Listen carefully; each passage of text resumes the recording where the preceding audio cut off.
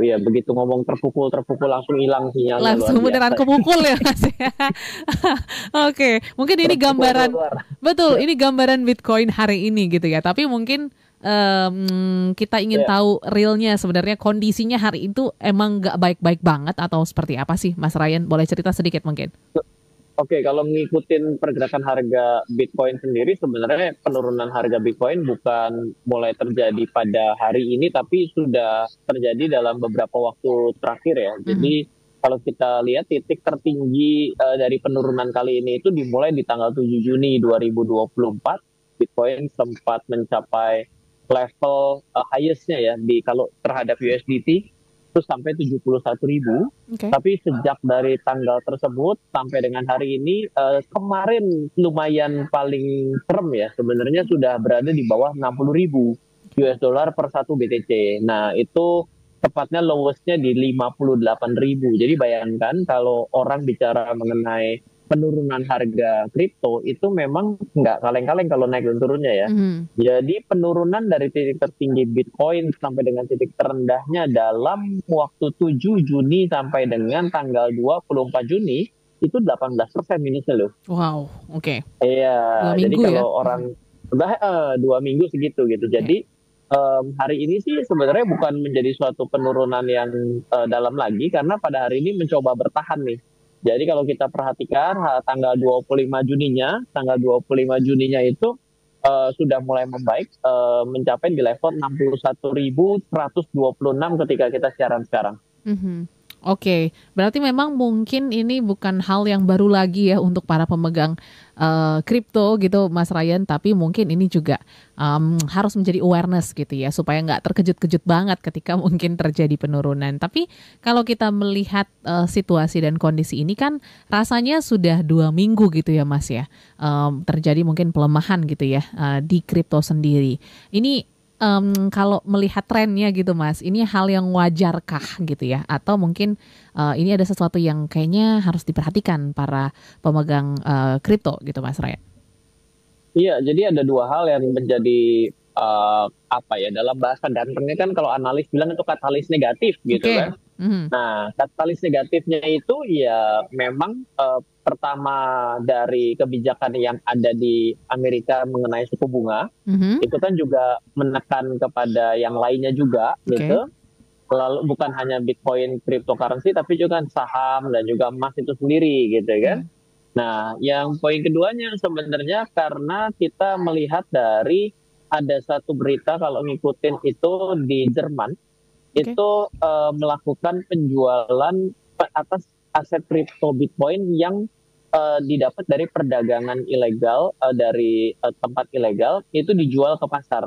Mmm. Jadi inilah yang menjadi salah satu katalis negatif yang terjadi pada kondisi saat ini gitu. Jadi em, sebenarnya berita buruk itu ya sebenarnya di dalam industri apapun, di dalam sektor keuangan itu biasa. Tapi yang memang tadi Mbak Audrey katakan bahwa memang kripto itu memiliki sebuah range dalam kenaikan dan penurunan pada setiap waktu itu selalu memang rentangnya lebar-lebar. Jadi Mhm. masih menjadi karakteristik pasarnya. Nah, kadang-kadang banyak orang yang coba-coba untuk mulai kripto itu tidak siap melihat kondisi penurunan yang kencangnya gitu. Jadi Yes. kepengen bisa ngebut dengan baik dengan menggunakan mobil balap, Mhm. tapi ngeremnya itu kepengennya pelan-pelan seperti mobil pelan-pelan seperti mobil ini city car gitu. Itu kan Iya, jadi nggak cocok ya gitu kan. Nah, betul. itulah yang perlu kita pahami dengan baik.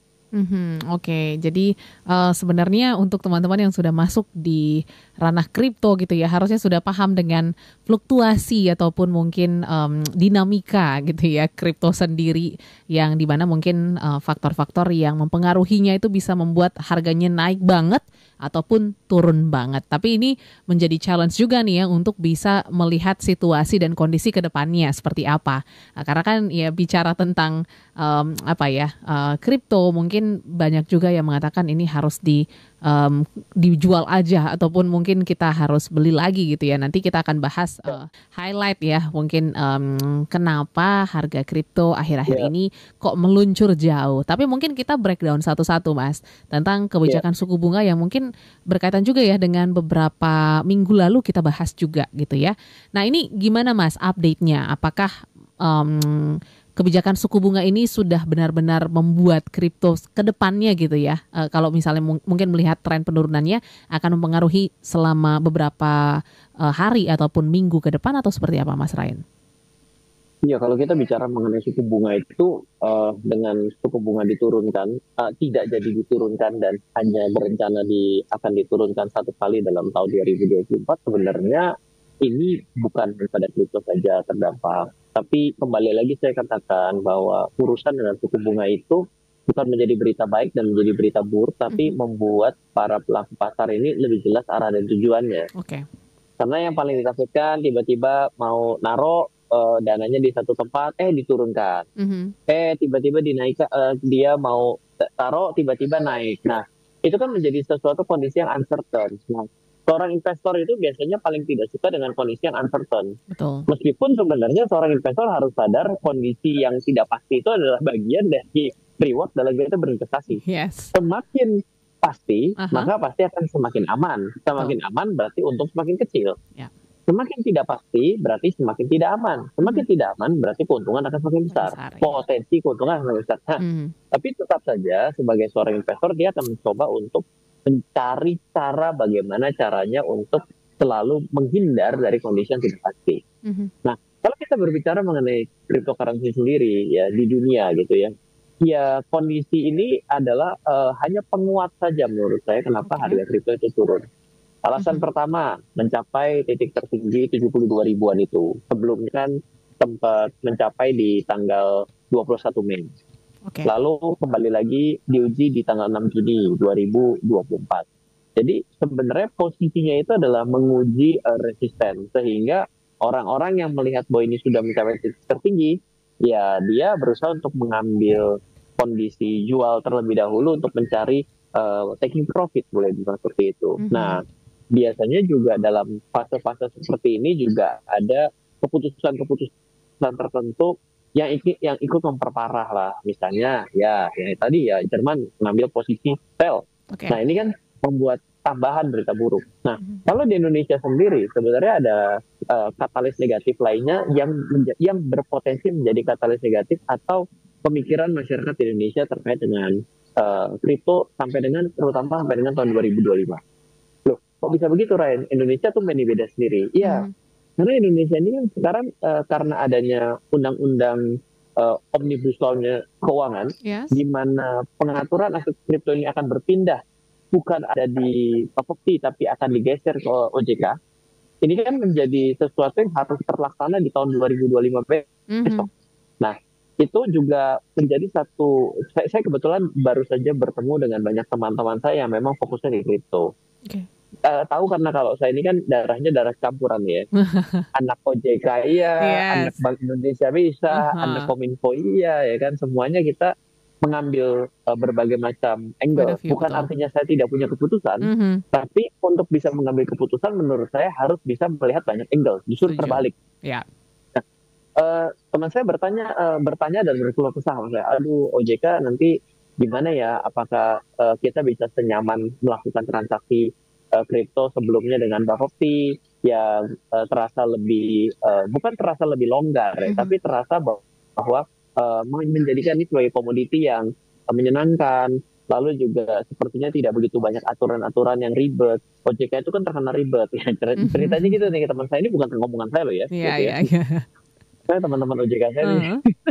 Harus komen di-highlight ya, Mas, ya? Takut dipotong. Oke. eh, jadi yang misalnya ya Mas mengenai pajak.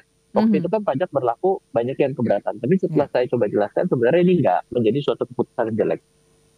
Oke. Lalu mengenai jumlah koin yang terbatas di Indonesia. Mhm. Saya bilang bahwa ini bagian dari pengawasan agar kita menjadi lebih terhindar dari hal-hal yang negatif gitu kan. Mhm. Nah, bagaimana selanjutnya? Nah, itu banyak yang bilang, saya mah kagak mau deh nama-nama portofolio kripto dulu dah, nunggu jelas untuk sampai pindah ke OJK sampai kayak apa ribetnya. Ya.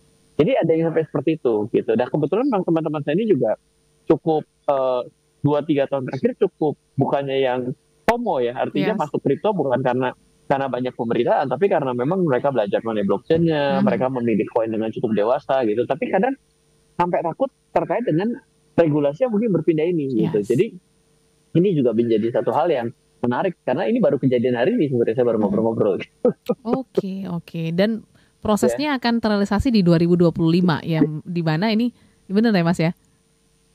betul. Aha. Ini kan memang Peralihan berdasarkan ya? undang-undangnya kan. Oke. Kalau undang-undang itu kan harus ditepati, kalau nggak Betul. salah akan jadi masalah gitu. Jadi memang peralihannya itu ada. Oke. Jadi masih Ya, ada sisa 6 bulan lagi nih ya untuk menunggu bagaimana sebenarnya regulasi-regulasi yang mungkin akan ada bedanya gitu ya sama Bapepti yang memegang sebelumnya. Tapi kan kalau kita iya, bicara tadi kebijakan suku bunga dan juga pastinya apa tadi ya pemindahan regulasi dan juga tadi dari Jerman sendiri ada lagi nggak sih Mas sebenarnya faktor-faktor yang membuat kripto ini apa ya dinamikanya itu kan sangat-sangat dinamis sekali bahkan super dinamis gitu ya. Kalau naik naik super banget dinamis. gitu ya. Kalau turun ya turun banget gitu. Dan mungkin harus semua listeners pahami gitu bahwa orang-orang yang punya nyali untuk punya resiko Iya, tinggi gitu ya Mas ya. Karena kan kalau misalnya dulunya main reksadana terus tiba-tiba kripto mungkin akan sangat kaget gitu. Nah ini faktor-faktor apa sih yang mungkin bisa menyebabkan si kripto ini bisa meluncur naik dan juga meluncur jauh sebenarnya Mas? Mungkin bantu iya. teman-teman yang baru kenal. Oke, jadi pertama kita harus tahu bahwa pergi ke dunia kripto adalah dunia desentralisasi, dunia tidak terpusat. Mhm. Ketika kita berbicara mengenai industri keuangan, katakanlah kita perbankan, Yes. pasar modal, persahaman, reksadana. Itu adalah industri keuangan yang terpusat atau centralized. Mhm. Sehingga aturan itu menjaga agar market ini bisa tidak terlalu fluktuatif. Loh, saham kan fluktuatif ya, begitu lihat kripto ya saham kayak nggak bergerak itu, benar nggak? Mhm. Nah, karena pengaturan-pengaturan yang begitu rigid pada centralized, ya membuat harga itu cenderung lebih terkontrol fluktuasinya. Oke.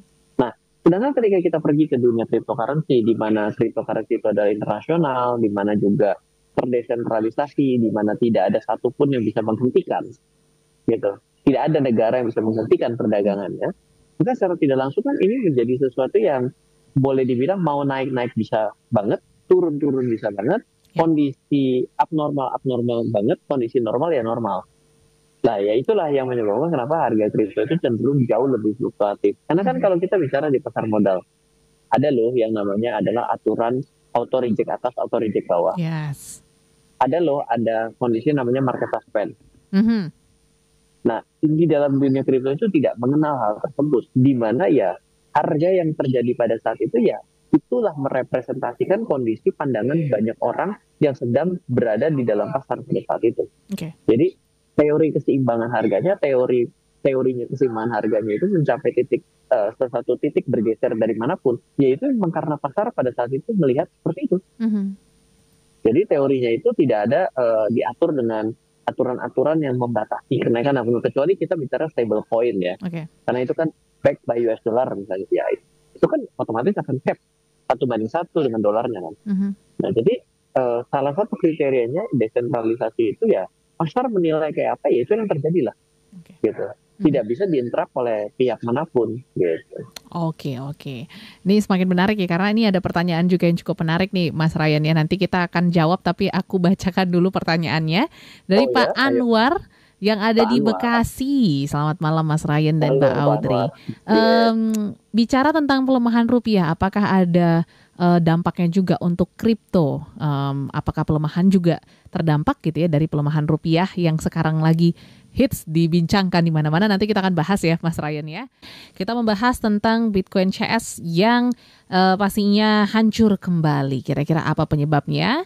Dan tadi sudah di-spill sedikit ya. Mungkin ada lagi yang lain nggak tahu. Tapi ini juga pertanyaan yang juga cukup menarik dari Pak Anwar di Bekasi. Apakah pelemahan rupiah juga menjadi salah satu dampak ya untuk turunnya kripto ini, Mas Ryan? Apakah ada keterkaitannya atau seperti apa, Mas Ryan?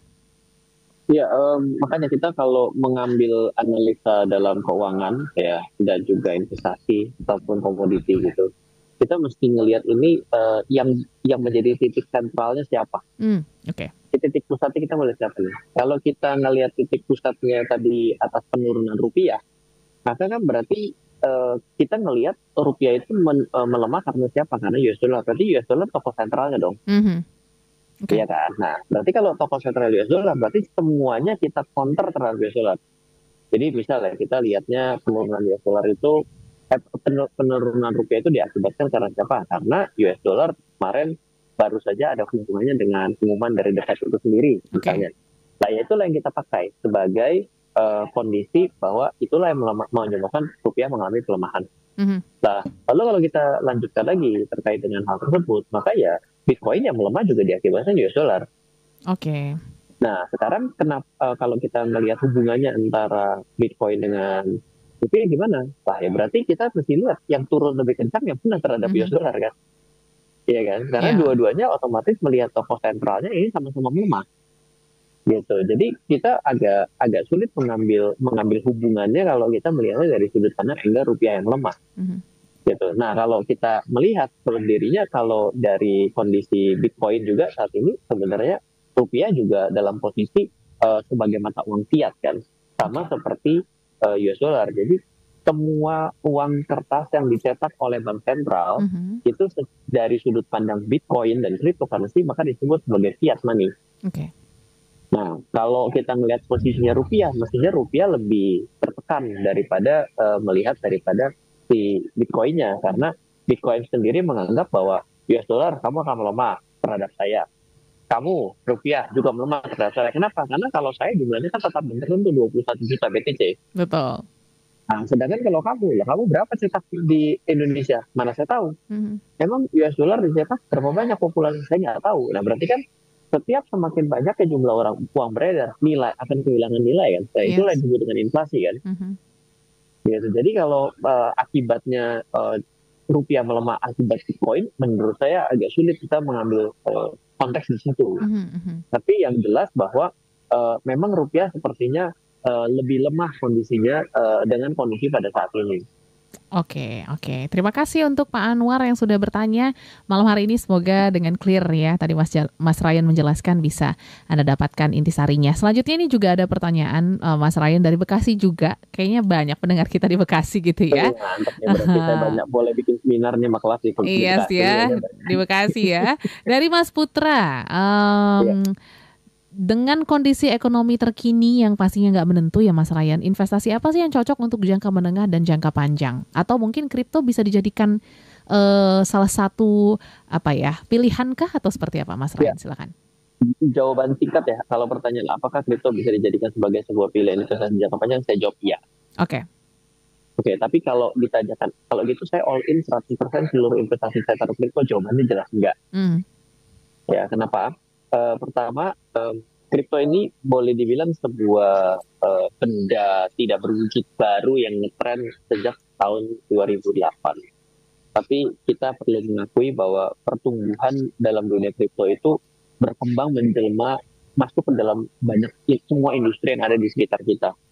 Mulai dari industri payment, untuk kesehatan, untuk dan ownership, untuk bukti keniscayaan, untuk ini, untuk itu, utilisasinya tuh kemana-mana. Kalau kita bicara mengenai kripto dan blockchain itu sendiri.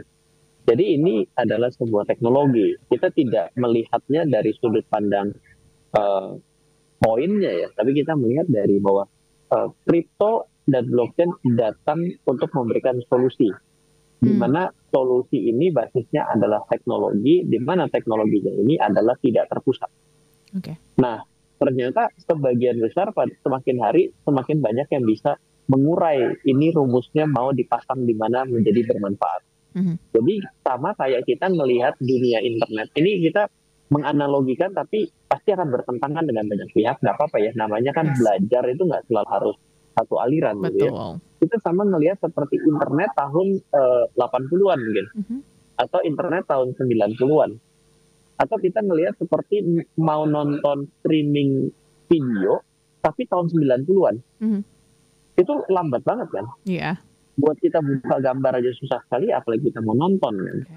Nah, tapi pada hari itu mungkin nggak masuk akal. Mungkin sekitar awal tahun 2000-an, kita bisa bilang bahwa telepon menggunakan data, basisnya kayak voice dengan Mhm. data, itu dulu masih sesuatu yang aneh. Kenapa? Karena masih lambat.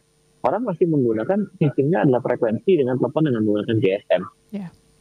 Tapi sekarang itu saya rasa selain agen kartu kredit dan juga KTA yang menggunakan telepon nggak ada. Semua rata-rata untuk telepon temennya pakai WhatsApp call, Mhm. pakai Telegram, ya kan?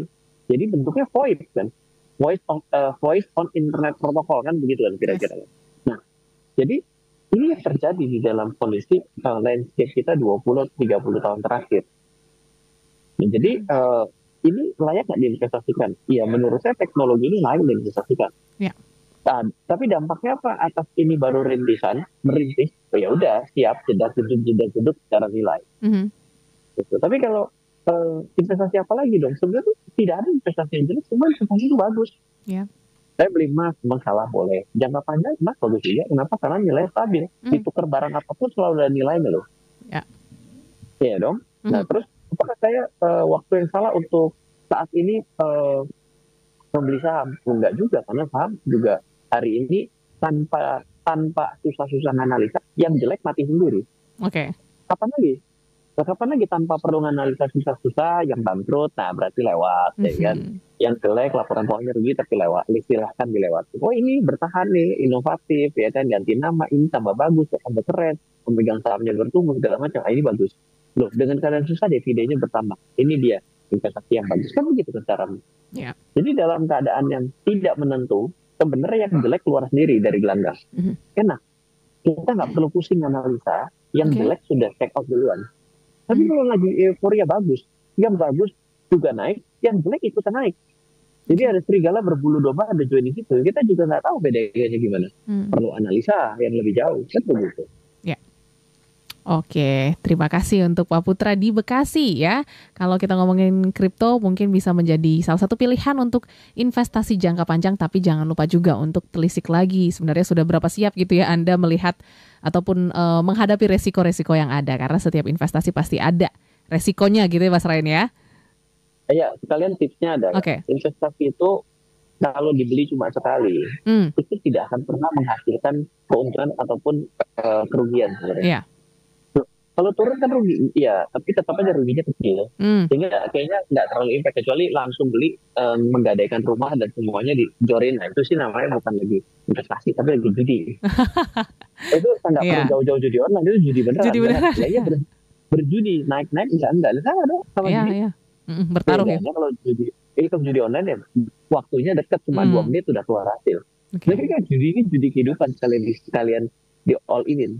Jadi sebenarnya menjadi kata kuncinya itu adalah mau melakukan pembelian ini secara berkala dan bertahap. Nah, itulah the real investment, itu adalah betul perkara memilih instrumennya, tapi juga betul juga dalam cara untuk membelinya. Gitu. Jadi 2 poin yang harus kita lakukan kalau kita mengikuti dalam investasi. Bukan jago milih instrumennya doang. Yes. Oke, ini satu lagi pertanyaan Mas Ryan ya. Mungkin sebelum kita break, ini dari Bapak David ya, yang ada di Karawaci. Selamat malam Mas Ryan. Pernah nggak? Jauh-jauh ya. Yes, betul. Tangerang ya, dan juga Bekasi. Ini dari Pak David yang bertanya, kalau misalnya kita bicara tentang penurunan kripto sendiri, sudah pernahkah ada tren ataupun peristiwa yang hampir-hampir mirip beberapa tahun belakangan Mas? Ataupun kira-kira tren-tren yang ada di di kripto sendiri, apakah terjadi berkala ataupun berulang, atau mungkin pernah terulang mungkin Mas Ryan? Sering Oke. Mhm. Penurunan terakhir terdekat dan cuma cukup dalam itu 22% itu terjadi dari 8 April ke 1 Mei 2024 dan Oke. harganya di kisaran hari ini. Mhm. Lalu penurunan sebelumnya itu ada di eh, bulan 17 Maret 2024 ke 26 Maret 2024 itu lebih pendek, turun 16%. Oke. Terus penurunan yang dalam lagi itu adalah eh, 21%, Mhm. 11 Januari 2024 ke 29 Januari 2024. Ini ngomong Bitcoin aja ya, jangan ngomong Yes. jangan ngomong karena banyak banget yang jadi Mhm. busuk. Terus penurunan sebelumnya lagi karakteristiknya dari berapa nih ya? 12 Juli 2023 ke 11 September 2023 itu 21%. Jadi 21% tuh standar aja, santai ya Ya, turun 21% tuh kayak wajar ya. digigit semut, Iya, kayak digigit semut. oke. Aha. Jadi kalau orang yang ngomong saham ini udah Deg-degan keringet-dingin ya? ya 20%. Yes. Kalau anak kripto santai aja, kayak naik jet coaster deh. Tawa ya kan gitu. Turunnya Jungkat-jungkit lah ya Mas ya? cukai-cukit kan cuma di tempat. Kalau Oh, jet coaster oke. dari sini juga turunnya kalau Betul. Jadi cukup challenging tapi masih safety gitu ya mungkin ya. Tapi iya aha, boleh. Iya bisa bisa aha, bisa. aha. Tapi yang pasti ini menjadi satu hal yang menarik ya, berarti kalau kita lihat kan memang setiap apa ya? Itu tadi dari setahun aja sudah ada, bukan belum setahun ya, bahkan masih baru 6 bulan ya, tahun 2024 sudah terjadi penurunan itu bisa 4 sampai 5 kali bahkan ya Mas Ryan ya. Jadi ini 20% itu biasa, santai aja gitu. biasa, Jadi santai. angka itu adalah angka average yang umum saja gitu. Mhm. Kalau yang memang agak heboh ada kejadian tahun 2022 itu Mhm. pernah kejadian kasusnya itu loh Mister Dovon itu loh yang Yes. punya apa Terra kan Aha. USPC kan itu. Iya. Nah, itu mantep itu penurunannya berapa nih ya, coba saya lihatin sebentar nih. Mhm. Kalau ini agak horor lah, boleh lah 64% ya, Wow. agak ngeri juga ya, seru juga Ya. gitu ya. Mhm. Oh lebih lebih jauh kalau dari titik tertingginya lebih jumslep tuh, yaitu dari 75% kalau dari titik Wow. tertingginya. Oke. 9 November 2021 Mhm. terendah turun slep itu di 8 November 2022, Wow. 75%. Wow. Itu lagi grid sale itu. Mungkin Iya. karena ini kali ngikutin dari Jakarta grid sale ya. Kalau ke PRJ kan lagi kayak gitu. Apa-apa sono sale semua. Di Sel atas ya. 50%. Aha, aha. Iya.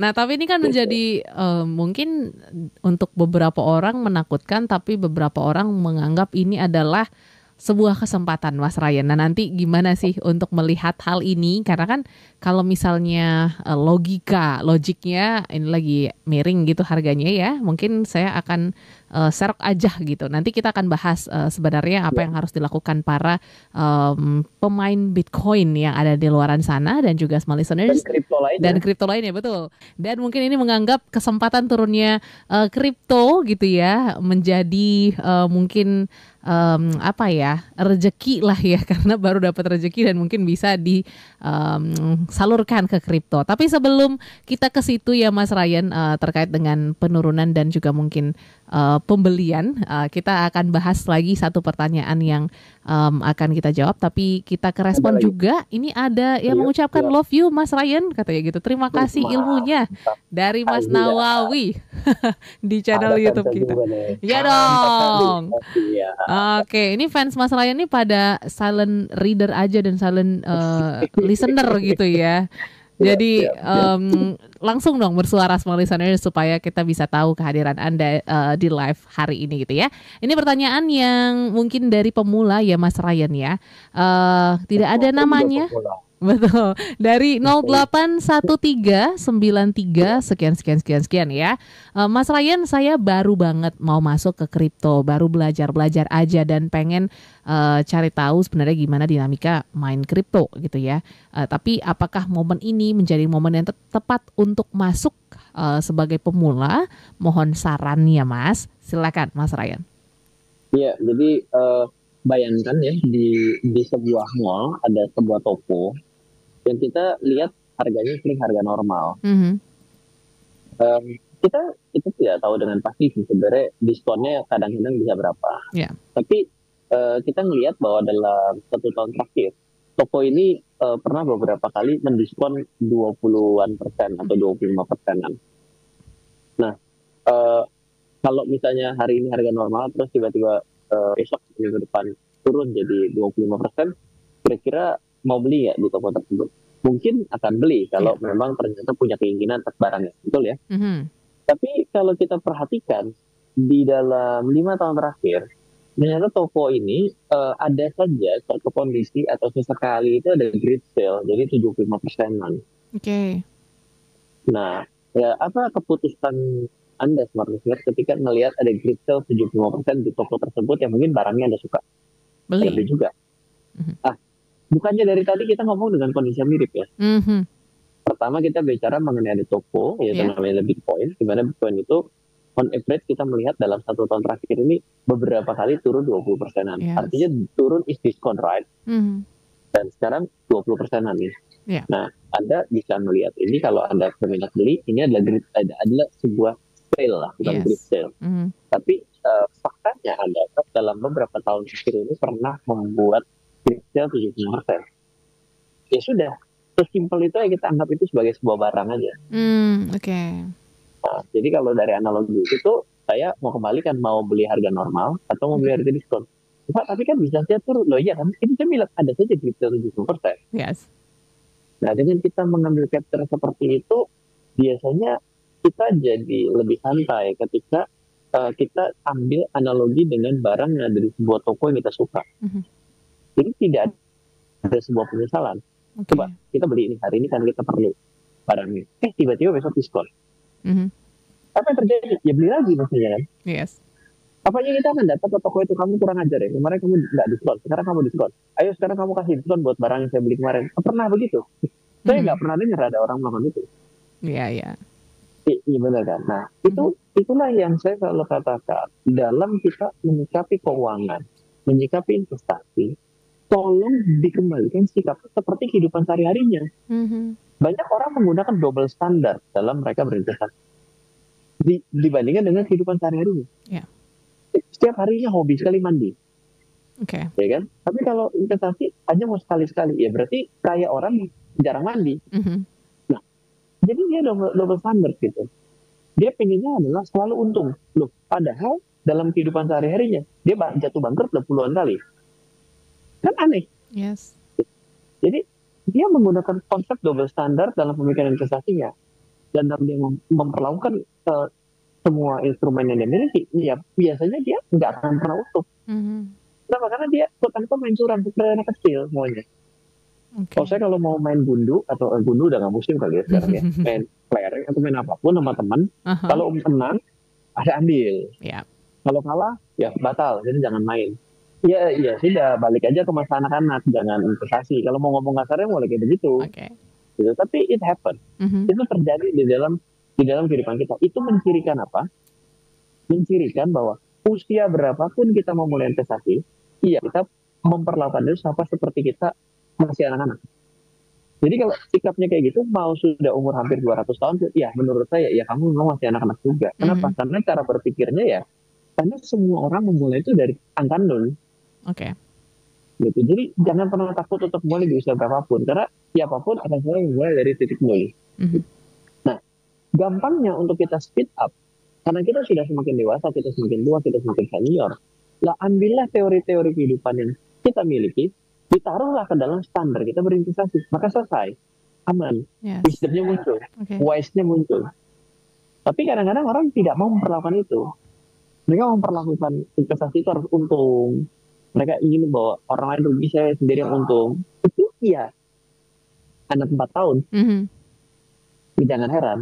Ya Oke. berarti ya baru 4 tahun. Pengetahuan dia kurang itu. Tapi nggak apa-apa ya. Saya agak sedikit keras di poin Iya, ini. iya. Bukan tadi mau mention. Tadi ada yang bilang saya pemula. Tapi saya ingin membuka paradigmanya adalah tolong selalu buat cara berpikirnya itu adalah treatmentnya disamakan dalam kita berpikir investasi. Mhm. Saya takut ya untuk investasi. Itu sama seperti kita juga takut menyekolahkan anak kita, bagaimana kita memilih dengan segala daya dan upaya untuk memilih sekolah yang terbaik. Tapi kadang-kadang sekolah yang terbaik kan harus disesuaikan dengan kantong kita juga. Betul. Jangan kita mau sekolah terbaik mampu bayar SPP cuma 1 kali. Mhm. Nah, selanjutnya masa nunggak kan nggak Iya, mungkin. yes. Berarti reason kan. Nah, Mhm. jadi poin seperti itu tuh harus kita bawa terus sehingga kita nantinya akan bertumbuh investasi kita. Seperti itu. Oke, terima kasih untuk 0813 dan sekian sekian sekian sekian ya. Oke, Mas Ryan tadi kan kalau untuk pertanyaan sebelumnya tentang pemula, tapi mungkin untuk teman-teman yang sudah terjun di kripto sendiri melihat angka-angka yang merah-merah ini ya, apakah menjadi peluang yang besar juga untuk ke depannya lebih meraup keuntungan yang lebih gitu ya? Atau justru Ya, memang harus seperti yang Mas Ryan katakan konsisten aja gitu, anggap ini ya diskon-diskon biasa aja gitu. Silakan Mas Ryan.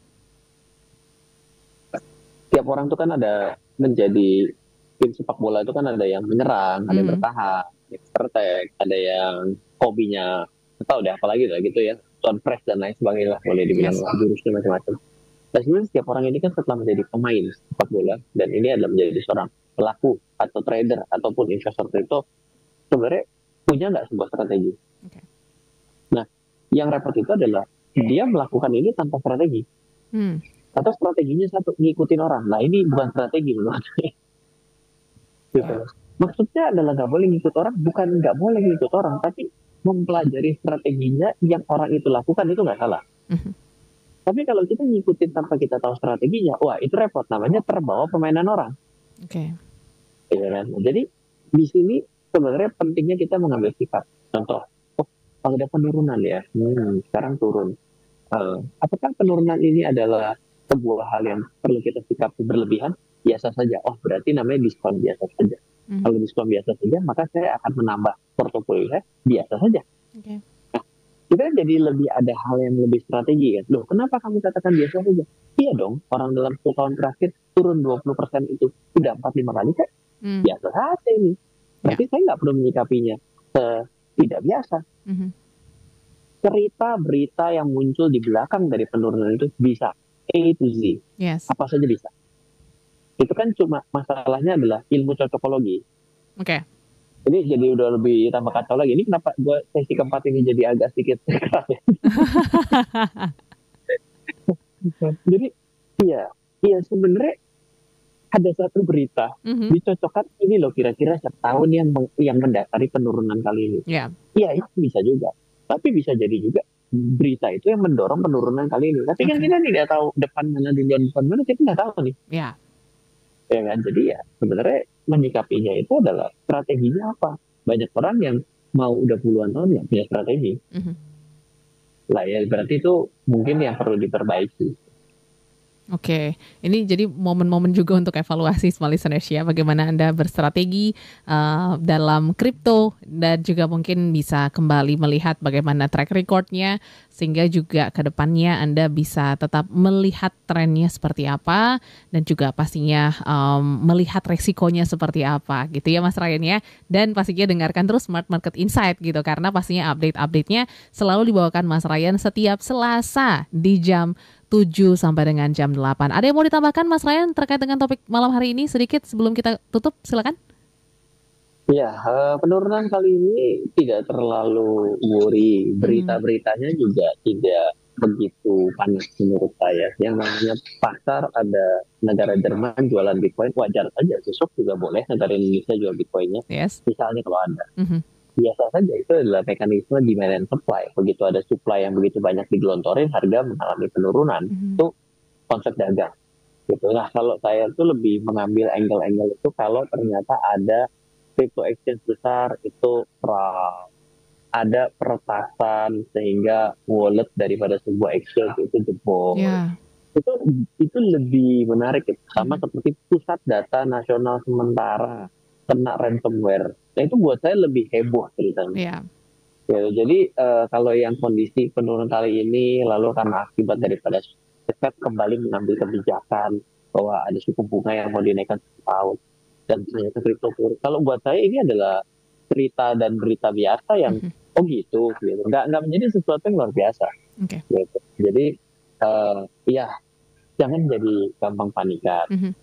Lalu ya strateginya dari penurunan ini mau apa? Nah itu kan kembali bukan saatnya beli nih, saatnya beli nih, saatnya beli. Itu bukan, itu namanya mau ikut. Yes. Oke, oke.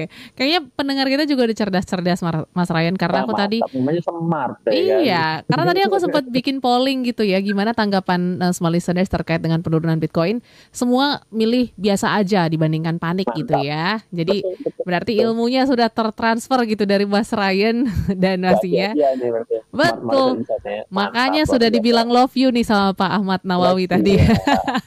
Oke, so thank you Mas Ryan untuk insight-nya malam hari ini terkait dengan Bitcoin yang sedang hancur, small listeners. Dan kita sudah tahu penyebabnya ternyata ini jadi bumbu-bumbu aja gitu ya, bumbu-bumbu.